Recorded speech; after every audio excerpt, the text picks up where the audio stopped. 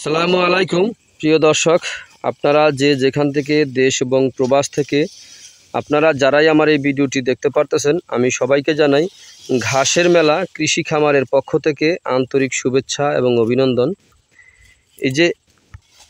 এই যে আমার সামনে যে ঘাসটা আপনারা দেখতে পারতেছেন, এই ঘাসটার নাম হচ্ছে ইন্দোনেশিয়ান স্মার্ট নেপিয়ার ঘাস, গরু ছাগলের প্রিয় ঘাস। এই ঘাসটি একবার রোপণ করলে কমপক্ষে 5 থেকে 6 বছর পর্যন্ত আপনি একটানা গরু ছাগলকে খাওয়াতে পারবেন।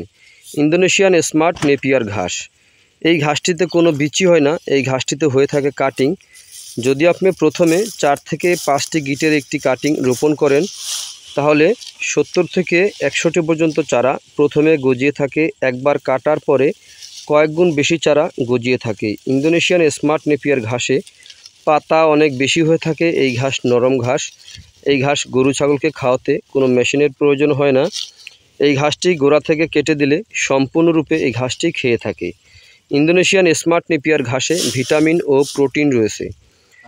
তো আপনারা যে যেখান থেকে আমার এই ভিডিওটি দেখতে পারতেছেন, যদি আপনারা ইন্দোনেশিয়ান স্মার্ট নেপিয়ার ঘাসের যদি কাটিং রোপণ করতে চান, আপনার গবাদি পশুকে ভিটামিন প্রোটিনযুক্ত এই ঘাসটি খাওয়াতে চান, তাহলে খুব সহজে আপনারা এই ঘাসটি রোপণ করতে পারবেন। যে কোনো মাটিতে, যে কোনো সময়, শীত আর বর্ষা নয়, সবসময় আপনি এই ঘাসটি রোপণ করতে পারবেন।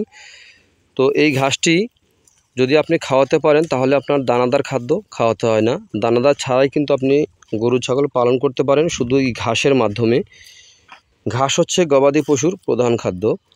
তো যাই হোক, যদি আপনাদের কাছে আমার এই ভিডিওটি ভালো লেগে থাকে, তাহলে আমার চ্যানেলটিকে অবশ্যই সাবস্ক্রাইব করবেন। যদি ইন্দোনেশিয়ান স্মার্ট নেপিয়ার ঘাসের কাটিংয়ের প্রয়োজন হয়, তাহলে আমার স্ক্রিনে দেওয়া নাম্বারে যোগাযোগ করবেন। তো আপনারা সবাই ভালো থাকবেন, সুস্থ থাকবেন। আল্লাহ হাফেজ।